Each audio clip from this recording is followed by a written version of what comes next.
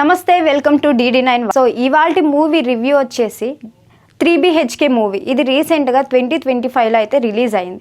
So దీని గురించి చెప్పాలి అంటే ఒక చిన్న ఫ్యామిలీ ఉంటుంది. దాంట్లో ఒక తండ్రి, తల్లి, అలాగే ఒక చిన్న కూతురు, అలాగే ఒక కొడుకు ఉంటారు. వాళ్ళ తండ్రి వచ్చేసి అకౌంటెంట్లో పనిచేస్తూ ఉంటారు. అలాగే వాళ్ళకు ఒక చిన్న కళ అయితే ఉంది. ఎప్పటికైనా సరే వాళ్ళకు ఓన్గా ఒక సొంత ఫ్లాట్ ఉండాలని చెప్పేసి వాళ్ళ చిన్న ఆశ. సో దానికోసము వాళ్ళ నలుగురు కష్టపడి ఎలాగైనా సరే వాళ్ళ కళను నెరవేర్చుకోవాలనే తపనతోటి ఉంటారు.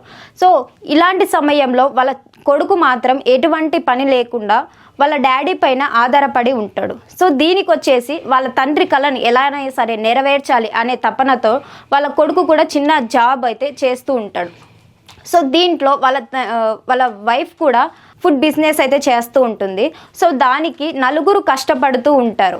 సో ఎలాగైనా సరే 3BHK ఫ్లాట్ తన సొంతం చేసుకోవాలనే కళను నెరవేర్చుకోవాలనే తపనతో వాళ్ళ నలుగురు కష్టపడుతూ ఒక చిన్న జాబ్ చేసుకుంటూ డబ్బులైతే సెటిల్మెంట్ చేసుకుంటారు. ఆ తర్వాత సెటిల్మెంట్ అయిన తర్వాత దగ్గరికి వాళ్ళ కళను నెరవేర్చుకోవాలనే దగ్గరికి రాబోతుండగా ఒక చిన్న సంఘటన అయితే జరగబోతుంది.